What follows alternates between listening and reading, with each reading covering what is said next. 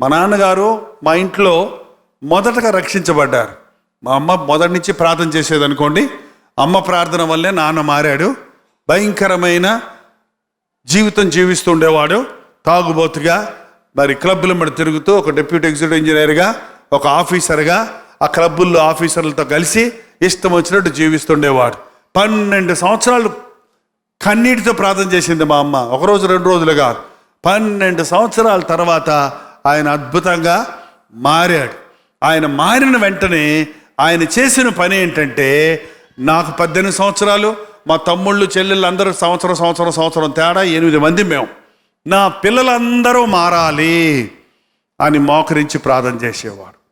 మా నాన్నగారు మారిన తర్వాత పక్కనున్న చర్చెస్ వాళ్ళు పిలిచి, సూర్యప్రకాశరావు గారు, అని పేరు సూర్యప్రకాశరావు అండి, మీరు ఇంజనీర్గా ఉండి మీరు హిందూ కులంలో నుండి మారారు, మీరు వచ్చి మా సంఘంలో సాక్ష్యం చెప్తే మా సంఘం అంతా మారిపోద్ది, మా సంఘంలో చాలా ఆశ్చర్యాలు జరుగుతాయి, మా చర్చికి వచ్చి సాక్ష్యం చెప్పండి అని మా నాన్నని పిలిచేవారండి. మా నాన్న ఏం చెప్పాడంటే, అది కాదండి పాస్టర్ గారు, ఇంకా నా పెద్ద కొడుకు మారలేదు. ఆ పెద్ద కొడుకు ఈడే సినిమాలు ఎప్పుడు తిరుగుతున్నాడు. నా రెండో కొడుకు మారలేదు, ఇంకా నా పిల్లలందరూ మారలేదు. నేను వచ్చి మీ చర్చిలో సాక్ష్యం చెప్తే నా పిల్లలు రోడ్ల మీద తిరుగుతుంటే చూసిన వాళ్ళకి దేవుని నామానికి మహిమ వస్తుందా, దేవుని నామానికి సిగ్గు వస్తుందా?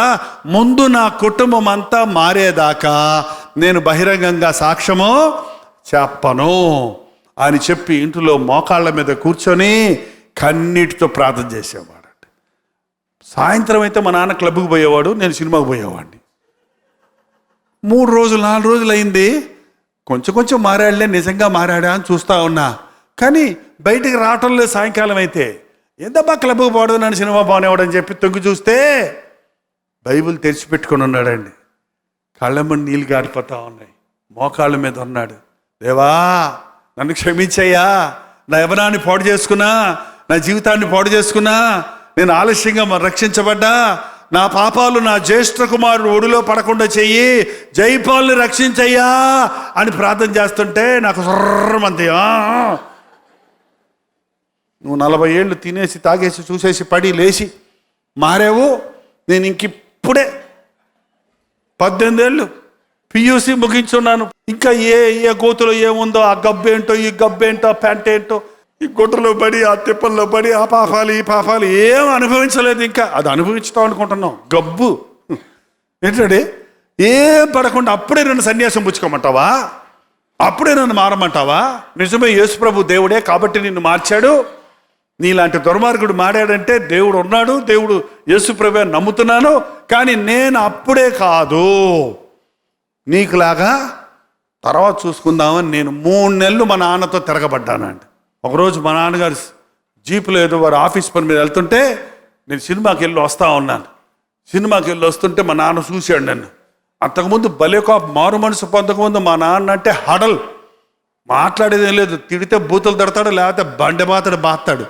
కానీ మారు మనసు పొందిన తర్వాత మమ్మల్ని ఏమంట, ఆయన మంచోడు అయిపోయాడు, బూతులే రావు నోటమ్మట. కాబట్టి ఇంటికి వచ్చిన తర్వాత మా నాన్న అన్నాడు, రే నిన్న ఆ సినిమా హాల్ రోడ్లో చూస్తే నా గుండె మండిపోయిందిరా అంటే ఏడిసినట్టే ఉంది. నేను సినిమాకి వెళ్తే నీ గుండె ఎందుకు మండింది అని ఎగతాళి చేశానండి. కానీ ఇప్పుడు అర్థమవుతుంది, పాపం చేసే వాళ్ళని చూస్తుంటే, ప్రభువుని ధిక్కరించే వాళ్ళని చూస్తుంటే నా గుండె మండిపోతుందండి, నా హృదయంలో బాధ కలుగుతుంది. దేవుడు ఎంత దుఃఖపడుతున్నాడో పాపం చేసిన వాళ్ళని చూసినప్పుడు, ఎంతగా వేదన పడుతున్నారు. ఆకాశమా ఆలకించు, భూమి చెవియొగ్గు, నేను పిల్లలను పెంచి గొప్పవారిగా చేశాను. ఎద్దులాగా ఉన్నామని తిడతాం కదండి. ఎద్దు తన కామందును ఎరుగును, గాడిద అంటాం కదండి. ఆ గాడిద కూడా తన సొంత వాని దొడ్డి తెలుసుకొను. నా ప్రజలకు వివేచన లేదు, నన్ను మర్చిపోయారు. నా ప్రజల కొరకు నేను చేసిన బిడ్డలు నన్ను మర్చిపోయారు. నిజంగా పరలోకపు తండ్రి ప్రేమ, యేసు ప్రభు ప్రేమ, క్రీస్తునెరిగిన తల్లిదండ్రుల ప్రేమ ఎంత గొప్పదంటే, బిడ్డలు పాడైపోతున్నారని చూసినప్పుడు వారు బాధపడతారు, వారు వేదన పడతారు. మా తండ్రి కన్నీటి ప్రార్థన, మా తల్లి కన్నీటి ప్రార్థన 3 నెలలు తిరగకుండా నన్ను మార్చేశాయండి. ఆ తర్వాత ఆ రోజు నుంచి ఈ రోజు వరకు నేను యేసు ప్రభు కొరకే బతుకుతున్నా. మళ్ళీ పడి లేవటం, వెనక్కి పోవటం, ముందుకు రావటం ఏం లేదు ఇక. ఎందుకంటే ప్రభు కల్వరి దర్శనాన్ని నాకు చూపించాడు. అందుకే మన టీవీ ప్రోగ్రాం పేరు కల్వరి దర్శనం. అందుకే కల్వరి అని పెడతాం ఎక్కడ చూసినా. ఎందుకంటే ఆ రోజు రాత్రి 1971 సంవత్సరం ఫిబ్రవరి 15వ తారీఖు రాత్రి కాకినాడలో ఒక ఆలయంలో వాక్యం వింటున్నాను. ఇలాగే కూర్చొని మా నాన్న బలవంతంగా తీసుకెళ్తే వచ్చేవాడిని చర్చికి, లేకపోతే వచ్చేవాడిని కాదు. బలవంతంగా తీసుకొచ్చి కూర్చోబెడితే వచ్చి కూర్చునేవాడిని. వచ్చి కూర్చొని ఉంటే ఆ రోజు ఒక మెడ్రాస్ నుంచి ఒక యవ్వన ప్రసంగికుడు వచ్చాడు. ఆయన యవనస్తుడి కోసం చెప్తూ ఓ యవనస్తుడా, ఈ రాత్రి చచ్చిపోతే నువ్వు ఎక్కడికి వెళ్తావు అన్నాడు. ఏదో నన్ను చచ్చిపోమంటాడేనా? మా నాయన గొడవ పడేలాగా నేను వస్తే ఏనేమో సావం అంటాడేంటి అని చెప్పి కొంచెం ఇంత వంగాను. నువ్వు మనుషులు కనపడకుండా దాక్కోగలవు కానీ దేవుని కనపడకుండా దాక్కోగలవా? మనసులో ఒకలా ఇసుకొచ్చి ఏం చేయమంటావు అనుకున్నా. ఏం చేయమంటావు అంటున్నావా అంటున్నాడు ఆయన. దేవుడు మన హృదయ రహస్యాలు ఎరిగినవాడు. దేవుని దృష్టిలో నేను ఆ రాత్రి ఉన్నా. అదే నా రక్షణ రాత్రిగా మారిపోయింది. అదే నా చివరి రాత్రి, పాపానికి గుడ్ బై చెప్పిన రాత్రి. మళ్ళీ నేను సినిమాలకు వెళ్ళలేదు, మళ్ళీ నేను పాత స్నేహితులతో తిరగలేదు. ఆ రాత్రి నేను ఆ ఆలయంలో ఉండిపోయాను. నువ్వు ఈరోజే ఇదే అనుకూలమైన సమయం, రక్షణ దినం, ఈరోజే నువ్వు ప్రార్థన చేయన్నాడు. మీటింగ్ అయిపోయిన తర్వాత అందరూ వెళ్ళిపోతుంటే నేను ప్రార్థన చేయడానికి నిశ్చయించుకున్నాను. ప్రార్థన చేసుకుంటానని చెప్తే ఆ పాస్టర్ గారు చాలా సంతోషపడ్డారు. చేసుకో తమ్ముడా అన్నారు. ఆయన తండ్రి నేను పాపం చేశానంట, క్షమించుకో. నేనేం చేశాను ఆయన? ఇంకేమి పెద్ద పెద్ద పాపాలు ఏం చేయలేదు కదా ఆయన. ఏం చేశాను? మా నాన్నలాగా చెడ్డోండి కాదు నేను. ప్రభా నాయన ఆమెన్, తండ్రి క్షమించు, ఆమెన్ ఆమెన్ ఆమెన్. అంతలో 12 అయిపోయింది. 10:30 మీటింగ్ అయింది. కాసేపు అట్ట సనిగాను గునిగాను. ప్రార్థన రాదే, ఎప్పుడు అసలు ప్రార్థన చేయలే అప్పుడు దాకా. పాపాలు ఒప్పుకోవంటే పాపాలు ఒప్పుకుంటా అన్నాడు. అంతే. ఏంటండి ఇంకా నిద్ర వస్తుంది పడుకుంటానంటే ఆయన చెప్పాడు, రేపు వచ్చి ప్రార్థన చేసుకో. అందుకంటే ఇవాళే దేవుడు నిన్ను తడుతున్నాడు. నిద్ర వస్తుంటే కళ్ళు తెరిచి ప్రార్థన చేసుకో, నడుస్తూ ప్రార్థన చేసుకో, దేవుడు మాట్లాడేదా వదిలిపెట్టొద్దు అన్నాడు. సరే అలాగే నేను ప్రార్థన చేసుకుంటే మొదలుపెట్టింది. ఆయన నన్ను క్షమించిన, ఆయన పాపాలని క్షమించు, నాతో మాట్లాడని బైబిల్ తీశానండి. బైబిల్ తీస్తే ఒబేద్యా గ్రంథం 5వ వచనం మీద నా కళ్ళు పడ్డాయి. నిన్ను చూడగా నీవు బొత్తిగా చెడిపోయి ఉంటివి. ఏంటి? కరెక్ట్గా ఆ మాట ఉంది. నిన్ను చూడగా నీవు బొత్తిగా చెడిపోయి ఉంటివి. టక్కును బైబిల్ మూసేసి సాకులు పెట్టేసుకొని వెళ్ళిపోతున్నాను. ఏం తమ్ముడా, దేవుడు మాట్లాడాడండి. చెడిపోయానంట, ఇక చెడిపోయిన చెడిపోతాను ఏంటి, వెళ్ళిపోతాను అన్నాడు. నాకేం తెలుసు, కానీ ఆయన మాట్లాడాడు. బుద్ధి లేనోడా అన్నాడు. కొంచెం కోపం వచ్చింది కానీ బుద్ధి లేనోడా. నువ్వు డాక్టర్ దగ్గరికి వెళ్ళావు అనుకో, నీకు క్యాన్సర్ అని చెప్పాడు అనుకో. క్యాన్సర్ అండి, సరే డాక్టర్ గారు వందనాలు, వస్తాను అంటావా? ఏమంటావు? క్యాన్సరా? ఏం చేయాలండి? ఎక్స్రే తీయించమంటారా? బ్లడ్ టెస్ట్ చేయమంటారా? ఆపరేషన్ చేయాలా? క్యూమోథెరపీ ఇస్తారా?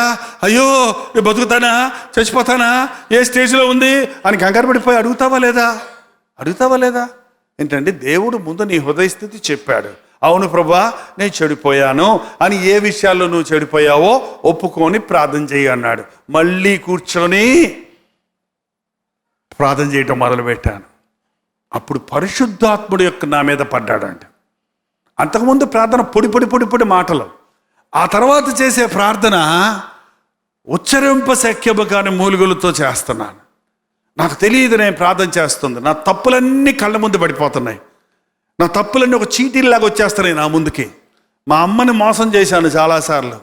మా ఇంట్లో నౌకరికి సంచిచ్చి నాకు డబ్బులు ఇచ్చేది. మా అమ్మ నౌకరు దొంగతనం చేస్తాడేమో అని క్యాష్ కొడుకుని కదా నాకిచ్చి సంచి వాడికిస్తే కేజీ వంకాయలకు 1/2 కేజీలు రాయించి 1/2 కేజీ డబ్బులు తీసేసుకునేవాడిని. ఏంటంటే ఆ రోజు రాత్రి మోసగాడా, అబద్ధికుడా, ఇంట్లో ఉన్న ఇతర సామాన్లు తీసుకెళ్ళి అమ్మేసి సినిమాలు చూస్తుండేవాడిని. దొంగ. నేను ఎవరి బ్యాంకు దొంగతనం చేయలేదు కదా, నేను ఎవరి సొమ్ములు దొంగతనం చేయలేదు కదా, మా సామానే కదా అనుకునేవాడిని. అప్పుడు దాకా దేవుడు వాక్యం ద్వారా మాట్లాడు. తల్లిదండ్రులు సొమ్ము దోచుకొని అది ద్రోహము కాదనుకునేవాడు నశింపజేయువానికి జతగాడు. అంటే సాతాను ఫ్రెండ్ అన్నమాట. ఇంట్లో దొంగ నీశ్వరుడైనా పట్టలేడు. నా పాపాలన్నీ మా తమ్ముళ్ళని కొట్టింది, ప్రైవేట్ మాస్టర్కి డబ్బు కట్టకుండా ఎగ్గొట్టింది, నేను చేసిన సినిమాలు చూసి మనసును పాడు చేసుకున్నది, ఆలోచనలు పాడు చేసుకున్నది, తల్లిదండ్రుల మీద తిరగబడింది, అన్ని పాపాలు కాగితాల మీద వస్తున్నాయి. అవునయ్యా నేను ఒప్పుకుంటున్నా, యేసు ప్రభు సిలువకి ఉన్న మేక్కి ఈ పాపాల కాగితాలన్నీ టకా పోయి దానికి అంటుకుపోతున్నాయండి, దానికి గుచ్చుకుపోతున్నాయి. రాత్రి 1:15 నుంచి పొద్దున 8:30 దాకా నాకు తెలియకుండానే నా హృదయం అంతా దేవుని సందులో కుమ్మరించుకొని ప్రార్థన చేశాను. ఏంటండి, నా పాపాలన్నిటికీ సిలువలో పరిహారం జరిగిందన్న విశ్వాసం నాకు వచ్చింది. పూర్వకాలం, ఇప్పుడు కంప్యూటర్ బిల్స్ వచ్చాయి. పూర్వకాలం హోటల్స్కి వెళ్తే కాగితం ఇస్తారు బిల్లు వేసి. ఆ బిల్లు ఏం చేస్తారు, కౌంటర్ దగ్గరికి వెళ్ళినప్పుడు డబ్బు కట్టాక ఏం చేస్తారు, దాన్ని అక్కడ ఒక ఇది ఉంటుంది ఓస, ఆ ఓసకి చిల్లు పెడతారు. చిల్లు పడిందంటే అర్థం ఏంటి, దానికి పరిహారం, దానికి బిల్లు కట్టేసాము అర్థం. చిల్లు పడకుండా బయటికి వెళ్ళిపోతున్నాం అనుకో, పట్టుకున్నాను అనుకో, దానికి పరిహారం చేయలేదని అర్థం. యేసు ప్రభు నా పాపానికి రావాల్సిన శిక్ష భరించేశాడు, పరిహారం చేశాడు. ఆయన సిలువకు నా పాపాలన్నీ గుచ్చుకుపోయినవి. తెల్లవారేటప్పటికి, నేను కళ్ళు తెరిచేటప్పటికి నాకు ఆశ్చర్యంగా ఉండింది, ఎంతో వెలుగుతో నిండినట్టుగా ఉంది. అంతలోకి మా నాన్నగారు రాత్రి ఎక్కడికి పోయాడో, వీడు నిజంగానే ప్రార్థన చేసుకుంటున్నాడో, రోడ్ల మీద తిరుగుతున్నాడో, చర్చిలో ఉన్నాడో లేదని మా నాన్న వచ్చాడండి. కరెక్ట్గా నేను కళ్ళు తెరిచేటప్పటికి గేటు దగ్గర చూసి, చర్చి గేటు దగ్గర మా నాన్నను చూసి పరిగెత్తుకుంటూ వెళ్ళి నాన్న కాళ్ళ మీద పడిపోయాను. నాన్న నన్ను క్షమించిన, ఆయన నిన్ను ఎదురు తిరిగాను, నిన్ను దూషించాను, నిన్ను బాధ పెట్టాను అని క్షమాపణ అడిగాను. మా నాన్న సంతోషపడ్డాడు. మీ అమ్మాయి నాకు ఇంటికాడ ఏడుస్తుందిరా, పోయి మీ అమ్మకి చెప్పరా అన్నాడు. అప్పుడు సైకిల్ ఉండేది నాకు. ఆ సైకిల్ ఎక్కువ తొక్కుతుంటే నేను తొక్కటల్లా ఎగురుతున్నా. ఆ రోడ్లన్నీ ఏంటో పెయింట్లు వేసినట్టు, చెట్లన్నీ పచ్చగా ఉన్నాయి, ఆకాశం అంతా నీలంగా ఉంది, కొత్త ఆకాశం కొత్త భూమిలాగా ఉంది. ఎందుకంటే కొత్త హృదయం వచ్చింది, నాకు కొత్త హృదయం వచ్చింది. నా హృదయంలో పాప భారం పోయింది. అది ఎలా ఉంటుందో చెప్పండి అంటే నేను ఎంతసేపు చెప్పినా మీకు అర్థం కాదు. అది యెహోవా ఉత్తముడని రుచి చూచి తెలుసుకోండి. ఇది రక్షణ అనుభవం అనేది మీరు అనుభవించినప్పుడే అందులో ఉన్న ఆనందం చూస్తారు. ఎప్పుడైతే యేసయ్య ఇచ్చిన రక్షణ రుచి చూశానో, లోకంలో ఉన్నదంతా చెత్తలాగా చొప్ప దంటులాగా ఉందండి. అందుకే మళ్ళీ లోకం వైపు ఇన్ని రోజులకి ఒక యవనస్తుడిగా, బ్యాచిలర్గా 30 సంవత్సరాలు యవనస్తుడిగా ఉన్నాను, కానీ లోక పాపాలకి, లోక కార్యాలకి చోటు ఇవ్వకుండా యేసయ్య కొరకు జీవించాను. ఈరోజు నా యవ్వనస్తుల్ని ఇక్కడ హెచ్చరిస్తున్నా, మీరు ఎంత తొందరగా ప్రభువుకి మీ హృదయం ఇస్తే మీకు అంత మేలు. నా 18 ఏళ్ళు వచ్చే వరకు నాకెవరు యేసయ్యని గురించి చెప్పలా, రక్షించబడలే మార్గం నాకు తెలియదు. తెప్పిన తర్వాత 3 నెలలే దేవునితో పోరాడగలిగా, కానీ అంతకంటే దేవుని చిత్తాన్ని ఎదిరించలేకపోయా. దేవునికి లోబడ్డప్పుడు నా జీవితం ఈరోజు ఎంతమందికి ఆశీర్వాదకరంగా ఉందో మీకే తెలుసు. ఏంటండి, కాకినాడలో పుట్టినోడు ఎక్కడెక్కడ తిరుగుతున్నాడు, ఎక్కడెక్కడ ఎంతమందికి దేవుని వాక్యాన్ని అందిస్తున్నాడు, ఎంతగా వ్యక్తిగతంగా నేను దీవించబడ్డాను అని ఆలోచించినప్పుడు, దేవునికి లోబడితే, దేవుని ముందు నీ హృదయాన్ని పగలగొడితే, నీ జీవితాన్ని మార్చుకుంటే, పరలోకం చనిపోయిన తర్వాత, కానీ భూలోకంలో ఉండగానే పరలోకాన్ని భూలోకంలో అనుభవిస్తావు. ఆ పరలోకాన్ని గురించి ప్రపంచమంతటా ప్రకటిస్తావు. ఈరోజు చాలామంది యేసుక్రీస్తుని నామకార్థంగా నమ్ముకుంటున్నారండి. అవును, ఒక ప్రశ్న అడుగుతాను, అడగనా? మీలో ఎంతమంది రక్షించబడ్డారు? చేయి చూపించండి. దేవుని స్తోత్రం, వందనాలు, దింపండి. మీరు ఎంతమంది ఇప్పుడు ఇక్కడ, ఎవరము చావకుందము గాక, మళ్ళీ అశుభం పలకకూడదు కదా, ఒకవేళ చనిపోతే ఖచ్చితంగా నేను పరలోకంలో ఉంటాను అని నమ్మకం ఉందో ఒక చెయ్యి గుండె మీద పెట్టుకొని అప్పుడు రెండో చెయ్యి చూపించండి. గుండె దడదడ కొట్టుకుంటుందంటే మీరు అబద్ధికులు అని అర్థం. ఓకే, చూపించండి.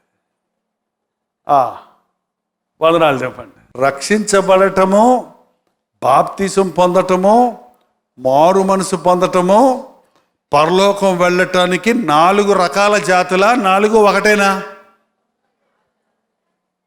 ఒకటేనా? మారు మనసు పొందకుండా బాప్తిసం పొందితే అది చెల్లుద్దా? మారు మనసు పొందానని బాప్తిసం పొందకపోతే చెల్లుద్దా?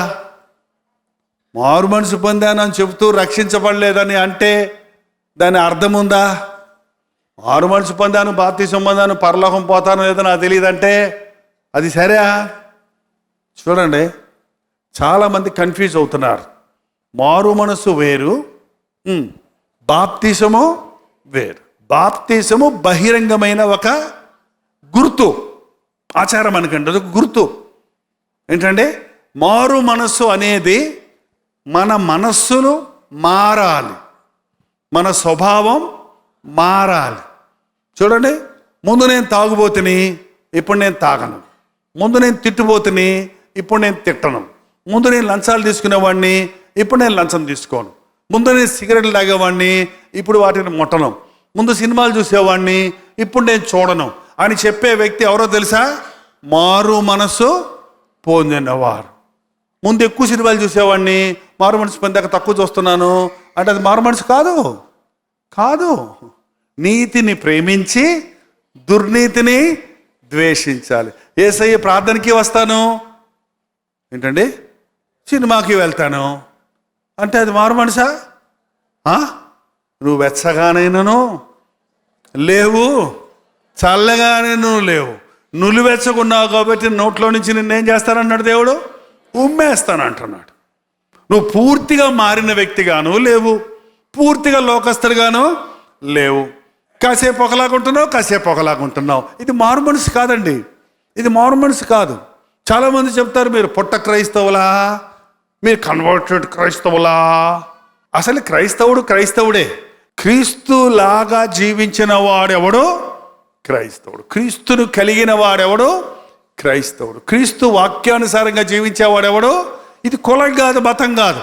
ఇది ఒక దేశానికి, ఒక భాషకి, ఒక ఊరికి చెందింది కానే కాదు. యేసుక్రీస్తు అందరికీ ప్రభు. కులం వేరు, క్రీస్తును నమ్ముకొనటం వేరు. ఈ రోజున చాలామంది నేను పుట్టక క్రైస్తవుణ్ణి, మా తాతగారు పాస్టరు. మీ తాతగారు పాస్టర్ అయితే నువ్వు దేవుడికి మనవడవా? మీరు బైబిల్ చదివి చూడండి, బైబిల్ చదవండి. దేవునికి కుమారులు కుమార్తెలు ఉన్నారు కానీ మనవరాళ్ళు లేరు. మా నాన్న యేసుప్రభుని నమ్ముకున్నాడు, దేవుని కుమారుడు అయ్యాడు. నేను యేసుప్రభుని నమ్ముకున్నాను, దేవుని కుమారుడు అయ్యాను. నా కుమారుడు యేసుప్రభుని నమ్ముకున్నాడు, దేవుని కుమారుడు అయ్యాడు. అంతే.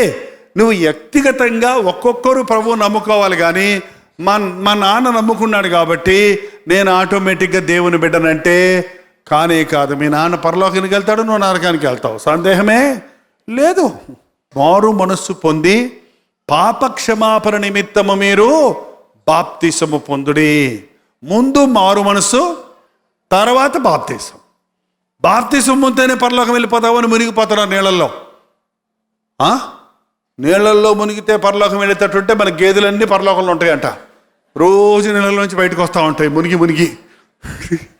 ఏంటండి, నీటి బాప్తిసం ద్వారా ఊరికి నీళ్ళలో మునగడం ద్వారా అదొక సాదృశ్యం. నేను క్రీస్తుని నమ్ముకున్నాను, పాత వ్యక్తి పాతి పెట్టబడుతున్నాను, కొత్త వ్యక్తిగా లేస్తున్నాను. అది బాప్తిసం అనేది ఒక సాదృశ్యమే కానీ అంతరంగంలో నా కొరకు నా స్థానంలో యేసు ప్రభు మరణించాడు, నా పాపముల కొరకు సెలవులో ప్రాయశ్చిత్తం చేశాడు, నేను పాపిని, ఆయన పరిశుద్ధుడు, ఆయన నా పాపానికి పరిహారం చేశాడు అని నీ అంతరంగంలో విశ్వసించి మన పాపములను మనము ఒప్పుకొనిన ఎడల ఆయన నమ్మదగిన వాడు, నీతిమంతుడు గనక మన సకల దుర్నీతి నుండి మనల్ని ఆయన పవిత్రులుగా చేయును. అది మారు మనసు. ఈ రోజున చాలామందికి మారు మనసు లేదండి. బాప్తీసం తీసుకున్నాడని ఇంకా తాగుతున్నాడని చెప్తున్నారు కొంతమంది. బాప్తీసం తీసుకుంటే ఎందుకు తాగుతావు? ఎవడైనా క్రీస్తు యేసునందున్న ఎడల వాడు నూతన సృష్టి, పాతవి గతించను, ఇదిగో సమస్తమును క్రొత్తవైపోయినాయి. ఇక పాతవి లేవు మన జీవితాల్లో. పాత వాటిని ఇంకా కలిగి ఉన్నామంటే పశ్చాత్తాపం పొందలే. మారు మనస్సు అంటే, రిపెంట్ అంటే దాని అర్థం టర్న్ బ్యాక్. నీవు పాత జీవితాన్ని విడిచిపెట్టి నువ్వు సైతాను మార్గంలో పోతున్నావు, నువ్వు తిరుగు, విడిచిపెట్టి తిరుగు.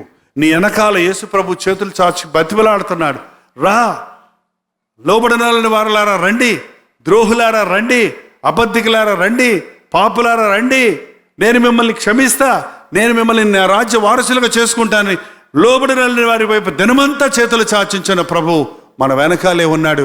మనం మూర్ఖతతో ముందుకు పరిగెడుతున్నాం, సాతానుని వెంబడిస్తున్నాం, లోకాన్ని వెంబడిస్తున్నాం. మన ఎదుట సరిగా ఉందనుకున్న మార్గం మరణానికి వెళ్ళిపోతుంది. కాబట్టి మనం దేవుడిని కలుసుకోలేకపోతున్నాం.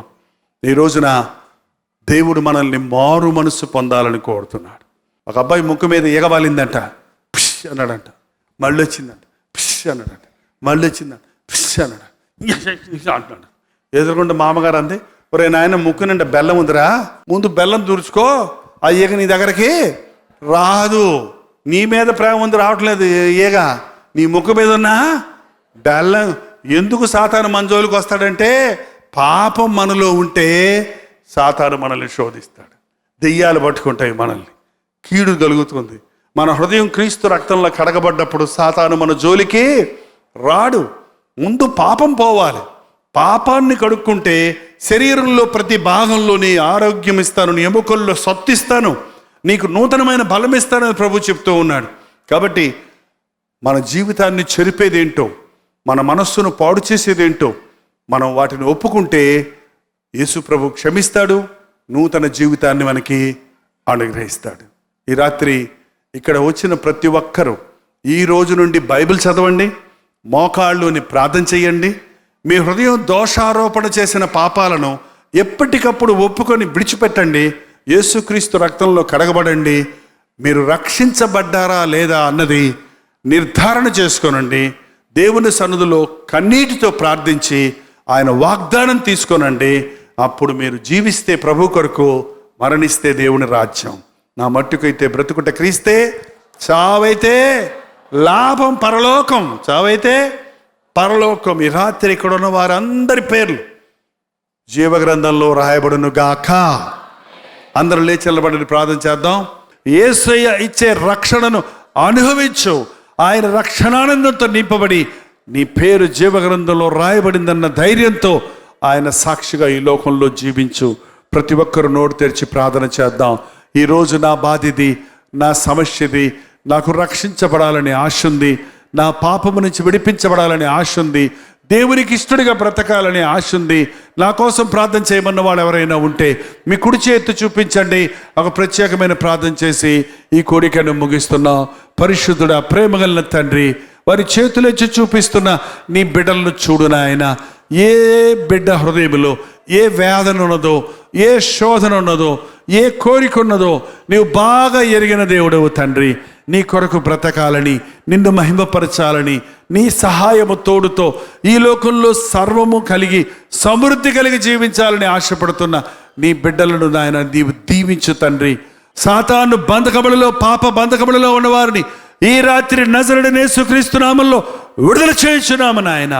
నా బిడ్డలు నా మాట వింటం లేదు, నా బిడ్డలు లోక స్నేహాలు చేస్తున్నారు, నా బిడ్డలు రక్షించబడాలని ఏ తల్లిదండ్రుల గుండెల్లో నుంచి నీకు మొరలు వినపడుతున్నావో అట్టి యవ్వన బిడ్డలను ఈ సమయంలో నజరుడైన యేసుక్రీస్తు నామములో విడుదల చేయించున్నాము నాయన.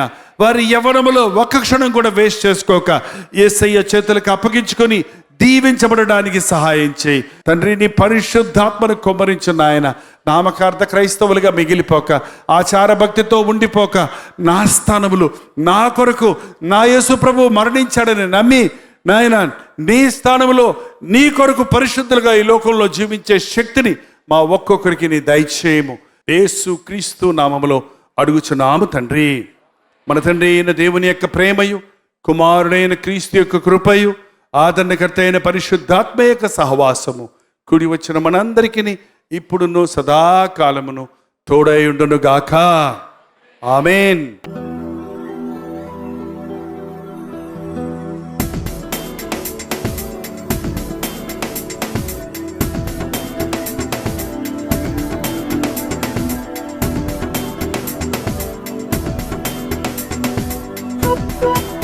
Thank you.